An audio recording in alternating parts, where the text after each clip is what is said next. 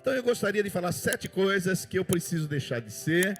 E quero usar o texto de Efésios, capítulo 4, verso 22, 23 e 24. Diz assim: quanto à antiga maneira de viver, vocês foram ensinados a despir-se do velho homem ou da velha mulher, que se corrompem por desejos enganosos, e serem renovados no modo de pensar, e revestir-se do novo homem, da nova mulher, criado para ser semelhante a Deus em justiça, em santidade, provenientes da verdade. Então nós vamos ministrar hoje sobre, depois nós vamos participar da ceia, e na ceia é dia de renovação, é dia de mudança, é dia de eu fazer uma aliança com Deus. Estamos aqui na primeira ceia do ano, e eu quero falar sobre essas 7 coisas que eu preciso deixar de ser. Que se em 2026 eu terminar esse ano, pastor Alain, falando, olha, cheio de ser essas 7 coisas, no culto de gratidão, se Jesus não voltar, eu vou dizer, glória a Deus. Você sabe, nós estamos começando um novo ano e nós precisamos de fazer uma faxina. Eu não sei se você fez isso, mas no final do ano, principalmente pessoas que têm muitas roupas em casa, um armário muito grande e compram coisas novas, essas pessoas costumam fazer uma faxina, pastor William, no armário. Elas costumam dar aquelas coisas velhas, doar. Nós temos o bazar aqui na igreja, você pode doar aqui ou em qualquer lugar que você quiser, mas aí você coloca o quê? Uma roupa nova. Você tirou a roupa velha e colocou uma roupa nova. Você deu aquele sapato mais velho e agora você está andando com um sapato novo. Então, normalmente nós somos assim. Nós vamos fazendo uma faxina na nossa casa, no nosso armário. Nós vamos fazendo uma faxina na nossa casa. Mas nós também precisamos fazer uma faxina na nossa interioridade. Nós precisamos fazer um detox. É detox? Um detox, uma faxina, limpar algumas coisas, para que nós tenhamos um 2026 abençoado. Quantos querem um ano 26 abençoado? Diga um glória a Deus. Então, muitos, infelizmente, eles entram no ano novo carregando uma poeira do ano passado. Eles entram no ano novo carregando mágoas, ressentimentos, culpas, amarguras, feridas, maus hábitos, vícios do ano passado. Então como que você vai ter um ano novo se sua maneira de viver ainda é velha? E Paulo, o apóstolo, ele vai dizer aqui que no versículo 22, que quanto à antiga maneira de viver, nós temos que nos despir, nós temos que arrancar essa roupa velha, a gente tem que tirar essa roupa velha que se corrompem, e nós temos que nos revestir com uma roupa nova. Eu aqui dentro da minha pecaminosidade, da minha miséria pecaminosa, porque quando eu olho para Cristo, quando mais eu olho para Cristo, mais quanto eu percebo que eu sou pecador.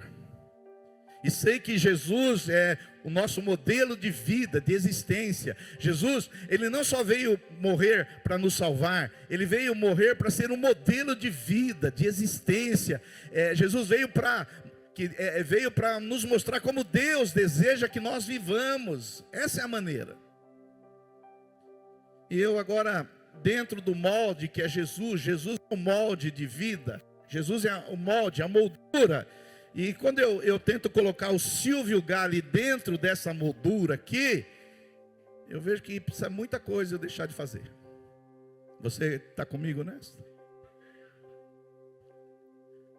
A primeira coisa que eu preciso deixar de ser em 2026 é deixar de ser uma pessoa intolerante. Intolerante. Romanos 15, verso 1 e 2 diz assim: nós que somos fortes, devemos suportar as fraquezas dos fracos. Nós devemos o que, irmãos? Suportar a fraqueza dos fracos. Por exemplo, tem gente que é fraca. Tem gente que não dá um amém no culto desse. Tem gente que é apático. É gente fraca, a gente tem que tolerar. Tem gente que parece uma múmia aqui nessa reunião. É fraco, então a gente tem que ter paciência. A gente tem que tolerar. Tem gente que senta na última cadeira e fica mexendo no celular, os fracos. Aí a gente tem que fazer o quê? Suportar, tolerar. É porque a gente gosta que as pessoas sejam como a gente é, sim ou não? Então quando a gente encontra pessoas que não são como a gente, nós somos o quê? Intolerantes. Intolerantes. Eu reconheço que eu preciso tolerar alguns de vocês aqui mais do que eu tolero. Eu preciso reconhecer. Eu preciso tolerar mais. E tolerar é suportar em amor. É suportar as indiferenças. Não é suportar com raiva, eu estou aqui, mas não te aguento mais, mas eu seguro. Não, é suportar em amor. É suportar em graça. Jesus suportou os discípulos. Jesus foi tolerante com os discípulos. Pedro era muito impulsivo, um sanguíneo, hemorrágico, impulsivo. Mas Jesus foi o quê? Tolerante. Tomé era um discípulo muito incrédulo, mas Jesus foi o quê? Tolerante. Judas era um discípulo muito interesseiro, mas Jesus foi o quê?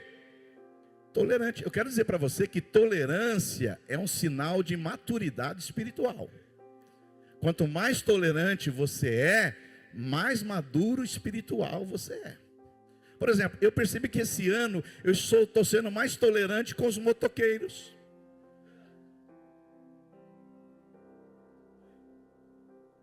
Estou tolerante. Esses dias vem um motoqueiro entrega uma pizza em casa. Eu falei, por que eu falo tão mal dos motoqueiros? Eles vêm entregar a pizza em casa. Mas esse ano nós precisamos ser tolerantes, porque também esse ano vai ter eleições. E nós vivemos num país polarizado entre direita e esquerda. Quem é de direita não tolera quem é de esquerda. E quem é de esquerda não tolera quem é de direita. Por exemplo, teve um irmão aqui, que no final do ano, no culto de gratidão, ele disse assim, eu agradeço a Deus pela vida do presidente Lula.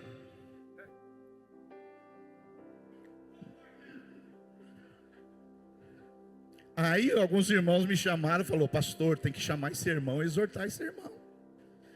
Porque eu falei, mas ele não pode agradecer pela vida do presidente?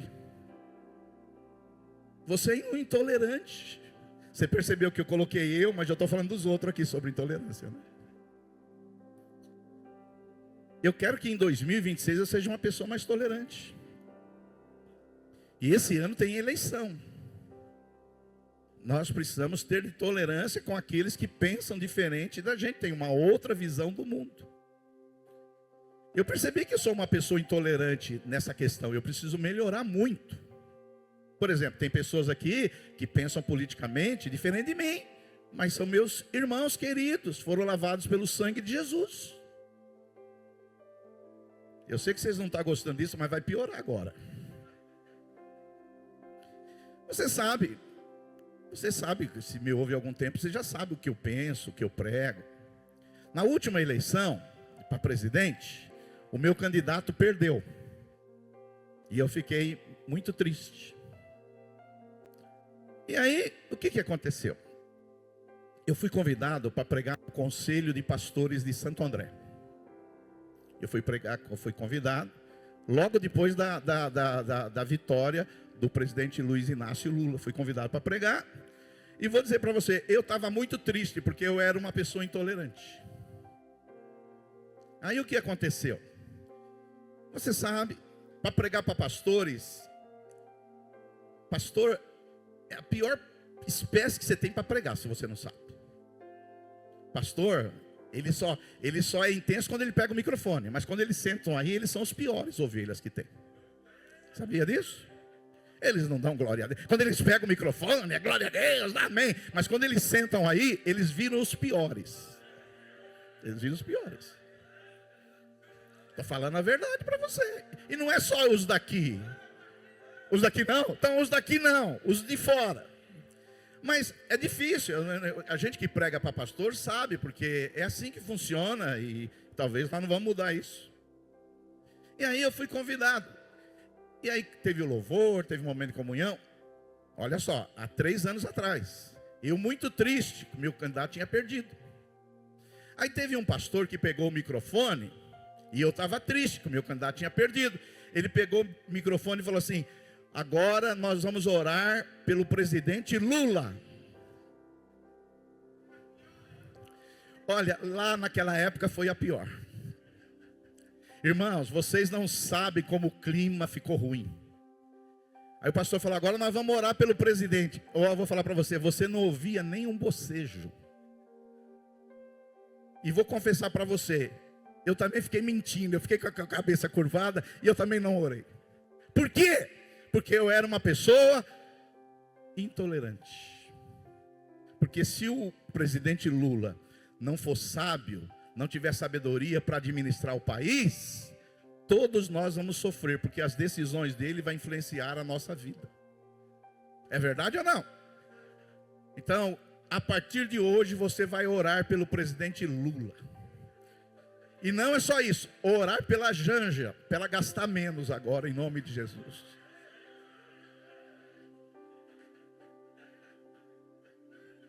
Fazer jejum, ele está pedindo para jejuar, eu não cheguei nesse nível ainda também. Vamos devagar. Então deixa eu falar para você, irmãos. Eu sei que o que a maioria de vocês pensam politicamente, mas deixa eu falar para você, o evangelho está acima da direita e da esquerda. Jesus está acima de tudo isso aqui. Nós podemos ter as nossas diferenças políticas, nós podemos ter as nossas diferenças ideológicas, nós podemos ter as nossas diferenças no nosso time de futebol, mas nós estamos unidos pelo evangelho e Deus está para formar Cristo em nós. Cristo era uma pessoa tolerante e nós também devemos ser tolerantes em nome de Jesus. Então ore por esses candidatos que te irritam. Ore por ele. E vou falar para você, eu tenho orado pelo presidente Lula. Porque eu sei que se ele tomar decisões sábias, eu também vou ser abençoado. Quantos estão juntos aqui? Então diga para o seu vizinho, esse ano seja mais tolerante com quem é diferente. Segundo, que são 7. Nós temos a ceia ainda. Eu só estou começando. Segunda coisa que eu preciso deixar de ser esse ano, eu preciso deixar de ser uma pessoa pessimista. Eu sei que nós somos o povo da fé, o povo da Bíblia, o povo da palavra de Deus. Mas tem muitas pessoas que eles vieram para a igreja e eles continuam sendo incrédulos, pessimistas, e eles não acreditam que 2026 pode ser um ano melhor. Paulo, o apóstolo, 2 Coríntios 2,14, ele diz assim: mas graças a Deus que sempre nos conduz vitoriosamente em Cristo. Diga comigo, graças a Deus que sempre nos conduz vitoriosamente em Cristo Jesus. Olha só, Paulo, a situação dele era complicada. Paulo, quando ele escreveu isso, ele estava preso, ele estava condenado à morte, ele tinha sido apedrejado, ele tinha sido chamado de traidor. A igreja que ele plantou, essa igreja de Corinto, chamou ele de impostor. Ele tinha tudo para ser uma pessoa negativa, pessimista, para trás. Mas Paulo disse assim: eu dou graças a Deus, porque em Cristo sempre me conduz em triunfo e vitoriosamente. Digam glória a Deus. Não combina você ser um novo homem, uma nova mulher, uma nova criatura, quem é nascido de novo, com uma pessoa pessimista. Não combina. Não combina. Não combina. Pessimista, ele é como aqueles espias quando foram entrar na terra prometida. Há uma promessa e ele só vê o lado ruim. Ele sempre vê gigantes, ele sempre vê coisas que não são boas. E gente pessimista, ele contamina o ambiente, ele contagia as pessoas. Esses dias nós estávamos numa reunião de homens, e um dos homens ali presente disse assim: ó, eu acredito que esse ano, ele era mais de direita, nós vamos ter eleição, e acredito que nós vamos ter boas mudanças. Uma pessoa otimista, mas já tinha um pessimista do lado. Disse assim: não, pastor, você não vai mudar nada, já está tudo certo, a política está tudo corrompida, esse país não vai sair desse lugar, pelo contrário, vai piorar. E aquele irmão ficou mal com aquela palavra. Por quê? as pessoas esperam de nós o quê? Esperança, otimismo, fé, coisas melhores vão acontecer, o porvir vai ser melhor. Então tem pessoas como aqueles espias que entraram lá na terra, viram que a terra era boa, que manava leite e mel, mas quando eles olharam para aquelas pessoas, eles viram gigantes, eles viram montanhas, eles viram adversário, porque o pessimista, ele sempre se vê como gafanhoto, como menor, não vai conseguir, não vai dar certo. Mas nós precisamos deixar de ser essa pessoa pessimista, que nos lugares que nós cheguemos, nós possamos sempre trazer uma palavra de fé, de vitória, de esperança. Vai dar tudo certo, vai melhorar em nome de Jesus. Eu me lembro que eu fui fazer uma consulta com a pastora Miriam, nós fomos passar pelo oncologista. Eu gostei tanto do oncologista, eu gostei tanto porque é uma pessoa para cima, sempre trazendo uma palavra de fé, de esperança. São pessoas assim, eu até brinquei com ele, muito simpático. Eu falei: doutor, parabéns, nós estamos nos hospitais de médicos assim, porque os pacientes já chegam doentes, já chegam para baixo. Nós temos que ter médicos assim como você, que encoraja, que inspira. E nem sei se ela era crente, nem perguntei isso, que não era importante. Agora, uma pessoa otimista, ela contagia positivamente o ambiente. E vou dizer para você, se você é uma pessoa pessimista, você vai comer a pizza fria sozinho. Ninguém vai ficar perto de você. As pessoas vão afugentar de você. As pessoas não querem isso. As pessoas querem gente de fé. Que 2026 você possa deixar de ser uma pessoa pessimista. Que onde você chega, você transmite a boa fragrância do bom perfume de Cristo. Que onde você chegar, as pessoas veem esperança, fé, que as coisas melhores vão acontecer em nome de Jesus. E eu faço uma pergunta aplicativa para você. Quando você chega no lugar, as pessoas respiram com alívio ou com peso? Você tem que fazer essa pergunta. Quando você chega no lugar, as pessoas respiram com alívio ou fica pesado? Oh, aleluia. Terceira coisa que eu preciso deixar de ser. A primeira coisa é: eu preciso deixar de ser intolerante. Eu preciso deixar de ser pessimista. Terceiro, eu preciso deixar de ser uma pessoa rancorosa. Olha só, Hebreus capítulo 12, verso 15. O autor de Hebreus diz assim: cuidem que ninguém se exclua da graça de Deus, que nenhuma raiz de amargura brote e cause perturbação, contaminando muitos. Olha, irmãos, eu não sei você, mas eu vim de uma família que era muito rancorosa. Eu vim de uma família que era muito rancor. E a gente discutia e ficava sem conversar. Eu vim de uma família assim. Eu vim de uma família que as pessoas ficavam às vezes assim, magoadas, ranzizas. Mas Paulo diz que agora nós temos que nos despojar do velho homem e nos revestir do novo homem segundo Cristo. Muitas pessoas, elas se ofendem facilmente. Tem pessoas que qualquer coisa, ela se ofende. E você sabe que uma das principais armas de Satanás é a ofensa. Por quê? O diabo sabe, se ele usar uma pessoa para te ofender, você vai ficar magoado, ressentido. E se não tratar disso, essa mágoa, esse ressentimento vai virar o quê? Uma raiz de amargura. Eu não sei você, mas conversando 5 minutos com uma pessoa, você já percebe se ela tem raiz de amargura. Pessoas que têm raízes de amargura são pessoas que não sabem elogiar os outros. São pessoas que não podem ver o sucesso dos outros. Elas começam a vomitar amarguras. A amargura, ela perturba quem a carrega. É uma pessoa ressentida, magoada. E aquela mágoa de tão velha virou agora uma amargura. Vira um coração azedo, azeda o ambiente e contamina muitos. Por isso que a mágoa é beber o veneno esperando que o outro morra. Por isso, meu irmão, resolva isso, perdoa quem tem que perdoar, libere, vai viver a sua vida, tira essa raiz de amargura, diga assim: esse ano não vai ter ressentimento na minha vida. Agora, o inimigo esse ano, ele não morreu, ele está aí.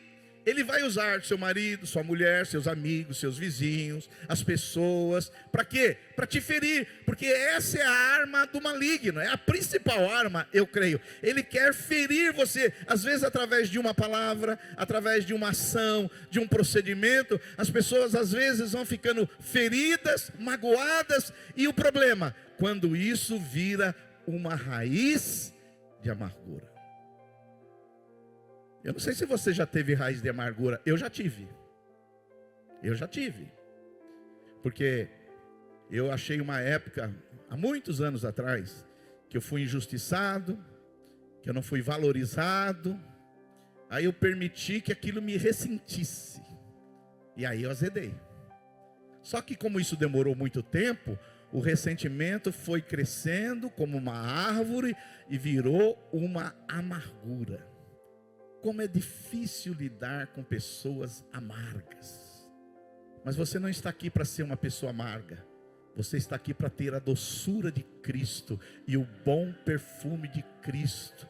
Por isso, você só resolve a questão da amargura perdoando. Perdoa. Perdoa seu marido. Perdoa sua mulher. Perdoa seu vizinho. Perdoa aquele irmão. Perdoa, pastor, mas ele não merece. Não, você não vai perdoar porque ele merece, não. Ninguém merece o perdão. É por você que eu estou falando.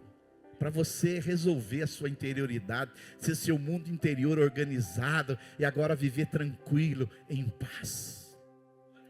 Jesus poderia ter muita amargura e ressentimento lá na cruz do Calvário. Ele foi injustiçado, foi machucado, mas ele disse para os seus malfeitores: Pai, perdoa-lhes, porque eles não sabem o que fazem.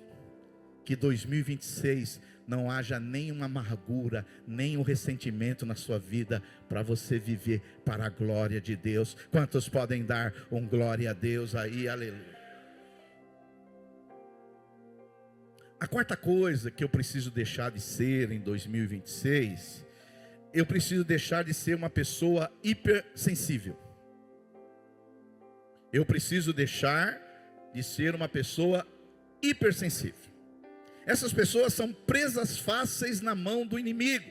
Porque todos nós somos sensíveis. Mas tem pessoas que são super sensíveis. Qualquer coisa as ofende. E na Bíblia Sagrada há um exemplo bom disso. Lá no primeiro livro dos Reis, capítulo 18, versículos 6 e 9. Aqui fala sobre quando Davi venceu Golias. Olha só. Quando os soldados voltavam para casa, depois que Davi matou o filisteu Golias, as mulheres, olha só, as mulheres saíram de todas as cidades de Israel ao encontro do rei Saul, com cânticos e danças, com tamborins, com músicas alegres, instrumentos de 3 cordas. As mulheres dançavam e cantavam. E elas cantavam a seguinte canção, minhas irmãs: Saul matou milhares, Davi dezenas de milhares. Olha só, uma música, uma canção, uma melodia. Saul matou quantos irmãos? Milhares. Mas Davi matou o quê? 10 milhares. E aí, a Bíblia Sagrada vai dizer no verso 8... Saul ficou muito irritado com esse refrão, com essa canção, e aborrecido disse: atribuir a Davi dezenas de milhares, mas a mim apenas milhares. O que mais lhe resta senão o reino? Olha só, uma pessoa hipersensível. Saul, para que você não conheça a história, ele era o rei de Israel, ele tinha toda a autoridade, ele tinha todo o poder, ele tinha o exército, ele tinha toda a realeza, ele tinha a unção de rei, ele tinha o cetro de rei, ele tinha o manto de rei, ele tinha tudo. Davi era um menininho apenas, que tinha acabado de matar Golias pelo poder de Deus. E as mulheres resolveram cantar uma canção, uma música, pastor William. Cantaram uma música, ó. Saul matou milhares, mas Davi matou 10 milhares. A música ofendeu Saul, a música irritou Saul. Ele não gostou dessa música. Mas puxa vida, uma coisa tão pequena, uma coisa tão banal, uma coisa tão simples, ofendeu o homem. E eu não vou ler com você, mas por causa de tempo. Mas se você continuar lendo esse texto, Saul ficou irado.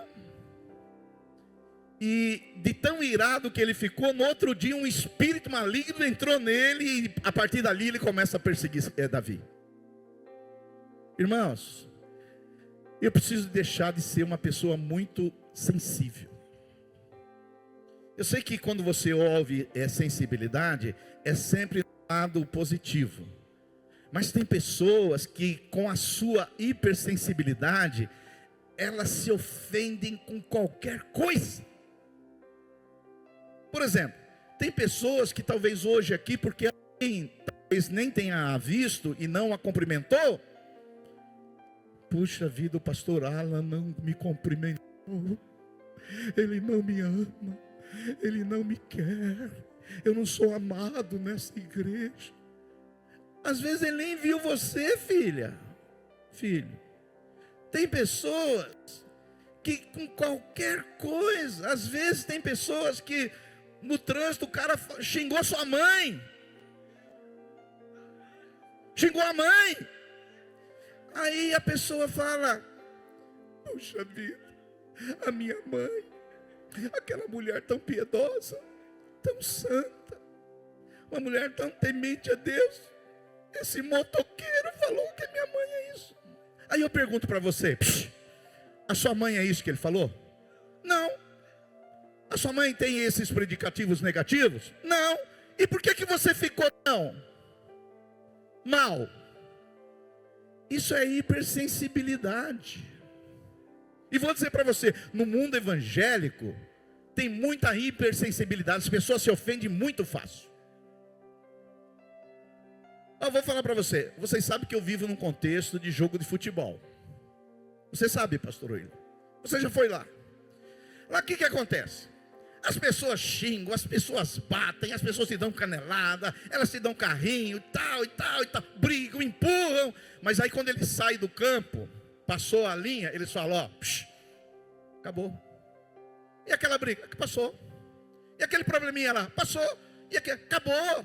Mas tem pessoas que ficam presos a essa hipersensibilidade. Eu vou dizer uma coisa para você: se você é uma pessoa muito sensível, super sensível, é que você é uma pessoa muito arrogante, que você se acha muito. Pessoas muito hipersensíveis são pessoas que são orgulhosas, pessoas muito melindrosas, pessoas que você tem que pisar em ovos. Cuidado, o que você vai falar, toma cuidado. Aquela pessoa pode se ofender. Filho, eu estou aqui pregando, estou aqui, todo domingo estou aqui, quarta-feira, falando uma hora eu vou falar uma coisa que você não vai gostar, mas eu vou sair da igreja que o pastor Silvio falou mal do meu presidente. É assim que você vai viver? É assim que você vai viver? Eu era uma pessoa muito hipersensível. Muito. Não que eu não seja. Por isso que eu estou falando que eu preciso mudar. Eu me lembro, uma vez, quando eu era novinho de casado, eu resolvi comprar um perfume caro, R$100. E eu comprei um perfume caro. Aí a minha mulher falou, mais ou menos assim: que desperdício gastar isso nesse perfume. Isso aí há muitos anos atrás. Irmão, eu muito hipersensível, falei: puxa vida, ela acha que eu não mereço esse perfume. Ela me desvalorizou. Fiquei com aquilo na cabeça dias. Às vezes o seu casamento não está indo bem, sabe por quê? Porque você é uma pessoa muito hipersensível. Você leva muito a sério o que as pessoas falam e você toma aquilo como verdade. Agora, filho, se você se levar muito a sério e a sério o que as pessoas dizem para você, você vai ficar o tempo todo melindroso, ferido, machucado. Tá nem aí, joga para cima, deixa a coisa acontecer. Não importa o que as pessoas falam de mim, o que importa é o que a Bíblia Sagrada fala de mim. Eu sou um filho amado de Deus, Deus me ama, Ele me criou desse jeito, eu fui escolhido por Deus, eu sou herdeiro de Cristo. É isso que importa, o meu valor que eu tenho diante de Deus. Se você não me dá o valor, eu tô nem aí. Então diga para o seu vizinho, deixa de ser hipersensível. Coisas que eu tenho que deixar de ser. Quinto, eu estou falando sobre 7 coisas que eu preciso deixar de ser. Se servir para você alguma, glória a Deus. Quinta, eu preciso deixar de ser uma pessoa irada. Tem alguém aqui que tem problema com a ira, fica nervoso? Aí, meu irmão, agora eu vou levantar os 2 pés para não... Olha, irmãos, nem toda ira é pecaminosa, sim ou não? Paulo diz em Efésios 4:26, quando vocês ficarem irados, não pequem. Tem uma outra tradução que diz, irai-vos e não pequeis. E tem outro que diz, não deixe o sol se pôr sobre a vossa ira. E eu posso dar um exemplo para você.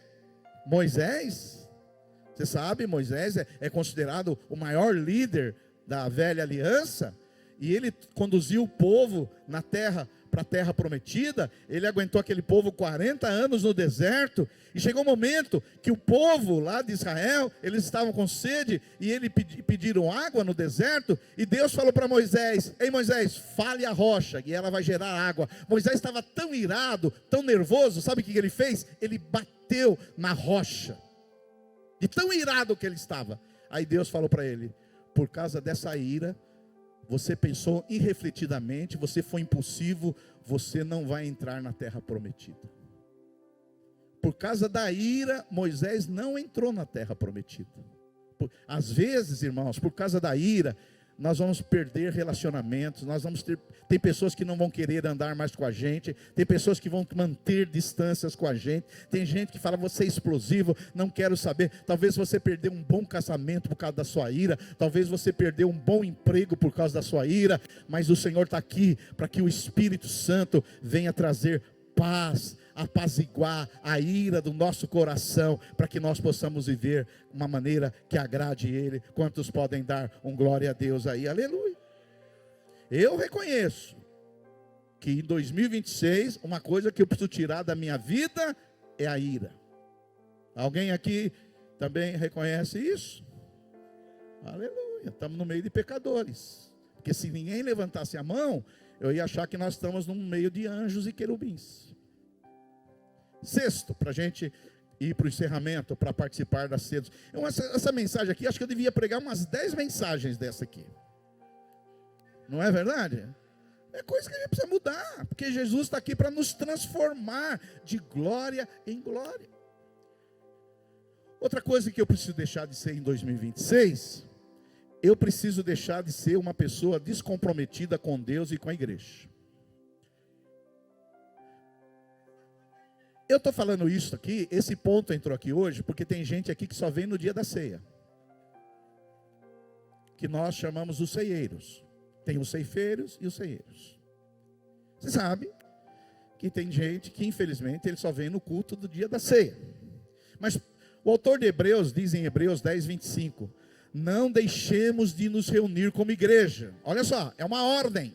Não deixemos de reunir como igreja, segundo o costume de alguns. Tem alguns que têm costume de não reunir, mas procuremos encorajar-nos uns aos outros, ainda mais quando vocês veem que o dia, que é o dia da vinda de Cristo, se aproxima.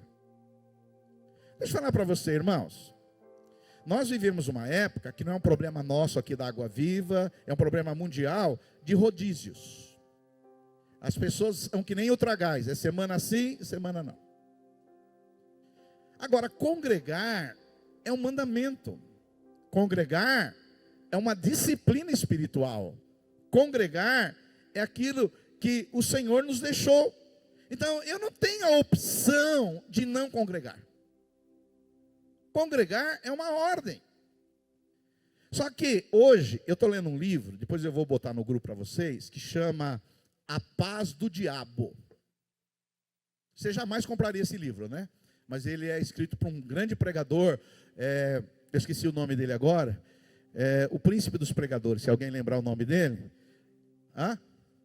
Não é Spurgeon, é outro. É o príncipe dos pregadores, é Charles Spurgeon. Ele escreveu um livro, A Paz do Diabo. E eu falei, eu gostei desse título, principalmente pelo autor. Claro, se fosse um maluco que escrevia A Paz do Diabo, não ia comprar. Mas às vezes a gente compra um livro, às vezes pelo autor. E eu comprei esse livro, e o que ele fala? Ele fala que tem crentes hoje que sentem uma paz, mas não é de Deus. É a paz do diabo. Por exemplo, ele não ora e ele sente paz. Ele não lê a Bíblia, mas ele sente paz. Ele não vem na igreja, mas ele sente paz. E o Spurgeon, que é um grande pregador, é um famoso pregador do século XIX, ele vai dizer que essa é a paz do diabo que está enganando muitos crentes hoje. Muitos crentes estão sendo enganados. Esses dias mesmo eu encontrei um jovem que vai numa das nossas igrejas do bairro. Eu falei, faz tempo que eu não vejo você. Ele falou, pastor, não estou indo mais na igreja. Aí eu perguntei para ele, você está em paz? Ele falou, estou em paz. Ele está em paz. Ele não vem no culto, está em paz. Alguns de vocês aqui só vêm no culto da ceia, estão em paz. Mas essa não é uma paz que vem de Deus. Porque Deus, quando nós fazemos coisa errada, há uma tristeza segundo Deus. Há um arrependimento que é uma tristeza que vem de Deus. Então tem pessoas que pensam assim, se é tristeza não vem de Deus. Mas às vezes Deus permite uma tristeza quando nós erramos, para que nós nos arrependamos e mudamos de vida. Então toma cuidado para você às vezes vir só num culto por mês e ficar em paz. O dia que a sua igreja tem culto, eu sei que tem alguns aqui que são do bairro, tem pessoas que vêm à noite, isso varia muito, e você é livre para vir quando você quiser, mas vou dizer uma palavra bem forte aqui, está indo para a internet, que se alguém quiser fazer recorte, pode fazer também. O dia que tiver culto, o dia de você vir no culto, você não vir, se você estiver em paz, não é a paz de Deus que você tem, é a paz do diabo. Vim te dizer hoje aqui, você não deveria estar em paz quando tem culto para você vir. Quando você se comprometeu, ou vir aqui, ou no bairro, ou no culto de manhã, ou da noite, ou sei, qualquer culto, mas se você tem um compromisso com Deus, essa é uma disciplina espiritual, e você está em paz, não é a paz de Deus. Pelo contrário, Deus estaria convencendo você, porque Ele ordenou para que nós nos reunimos. Congregação é um mandamento, não é opção. Comunhão fortalece a sua fé. Os cristãos dos primeiros séculos, eles morriam porque eles estavam juntos, porque se eles ficassem em casa, eles não seriam perseguidos. Mas por que eles eram perseguidos? Porque eles arriscavam a vida para estarem juntos. Você pode vir cultuar aqui sem correr nenhum risco, porque nós não vivemos um país que tem perseguição religiosa. Tem preconceito religioso, mas perseguição, graças a Deus, não. E você tem liberdade para vir cultuar a Deus. Quantos podem dar um glória a Deus aí? A igreja vai proteger você do esfriamento espiritual. Quanto mais você ama Jesus, mais você vai amar a igreja de Jesus. Porque se você ama Jesus, você vai querer amar a igreja dele. Porque ele é o cabeça, a igreja é o corpo. E aqui estão as pessoas que foram lavadas pelo mesmo sangue que você. Quantos podem dar um glória a Deus aí? Por isso, crente turista não amadurece espiritualmente. Crente turista, eles ficam estagnados, eles ficam frios. Mas você está aqui para ter um coração aquecido, para amar Jesus e a igreja de Jesus. E o sétimo, para encerrar, para a gente participar da ceia do Senhor. 7 coisas que eu preciso deixar de ser em 2026. Eu preciso deixar de ser uma pessoa conformada com o pecado. Esse ponto eu coloquei hoje, porque essa semana aconteceu algo assim surpreendente no mundo evangélico cristão. Essa semana, talvez pela internet você ouviu essa notícia. Eu não estou falando mal de ninguém, só estou falando de uma notícia. Um dos maiores escritores cristãos, Philip Yancey, que escreveu um best-seller chamado Maravilhosa Graça, e tem milhões de livros escritos que nos influenciou, um autor maravilhoso. Essa semana saiu uma notícia que ele estava em adultério há 8 anos. 8 anos. 8 anos. Philip Yancey, talvez um dos melhores autores cristãos que falaram sobre a graça de Deus. Admiro seus escritos, seus ensinos, as suas pregações. E essa semana ele confessou que ele estava 8 anos adulterando com uma membro da igreja dele. E eu coloquei esse 7º aqui. Eu preciso deixar de ser uma pessoa conformada com o pecado por causa disso que aconteceu. Por quê? Porque às vezes tem pecados na nossa vida que a gente comete eventualmente. Todos nós somos pecadores e uma hora ou outra nós vamos cair.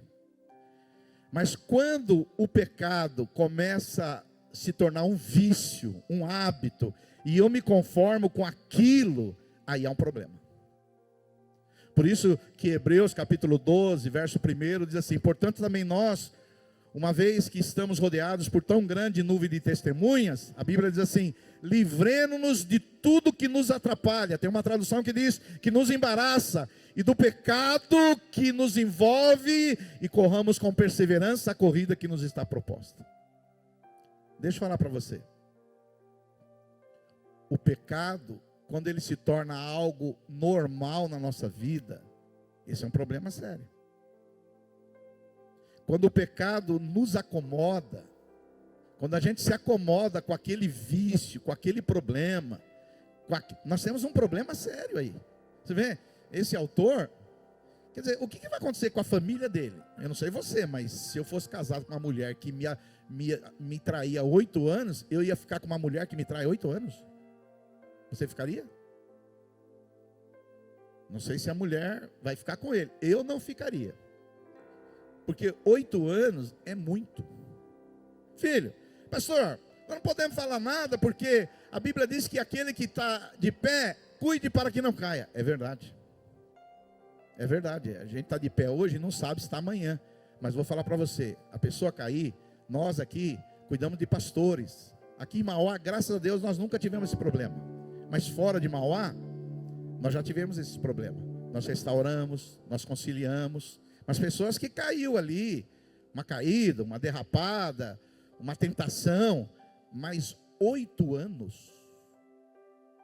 8 anos. Como que eu venho orar diante de Deus? Eu vou orar. O que vai vir na minha mente se eu estiver fazendo alguma coisa errada? Isso me lembra quando eu era líder dos jovens lá da primeira igreja batista em Santo André, que tinha um irmãozinho que ele foi comprar um frango assado num bairro ali chamado Parque das Nações. Tinha um lugar que vendia frango assado. Ele saiu do culto e foi comprar um frango assado. Só que no lugar da moça colocar um frango, ela colocou 2. E ele chegou em casa, tinha 2 frangos, mas ele pagou por um. Só que ele pensou em devolver, mas voltar lá. E aí o que ele fez? Ele deixou para lá. Ele comeu os 2 frangos, é claro que não sozinho, e se acomodou. E ele disse para mim, veio confessar. Eu não era nem pastor. Ele falou: Silvio, toda vez que eu ia orar, eu sentia cheiro de frango assado. Toda vez que eu ia orar, eu sentia cheiro de frango assado. Eu acho que uma pessoa que se conforma com o pecado é que ela perdeu toda a sensibilidade do Espírito Santo. Porque quanto tempo faz que ela está entristecendo o Espírito Santo? Quanto tempo já o Espírito Santo está tentando falar com ela e ela não ouve o Espírito Santo? Porque tem pessoas que não ouvem a voz do Espírito, elas ouvem a voz da conveniência, do prazer, das coisas que Ele quer. Então toma cuidado, que em 2026, se houver algum tipo de pecado na sua vida, algum vício que te persegue, algum hábito que você não está tendo vitória, não se conforme com ele. Por mais que você não está tendo vitória, resista, confesse, mas levanta dizendo: Senhor, me dê da sua graça. Espírito Santo, me capacite, Espírito Santo. Eu não quero viver como um velho homem. O Senhor me reveste com um novo homem.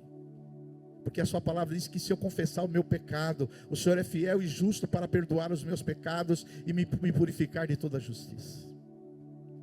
Que nós possamos deixar os nossos velhos hábitos, os nossos velhos vícios no ano que passou. E venhamos nos desembaraçar de todo o peso e de todo o pecado. Deixa eu falar uma coisa para você concluir nessa mensagem. O Evangelho não é só crer em algo novo.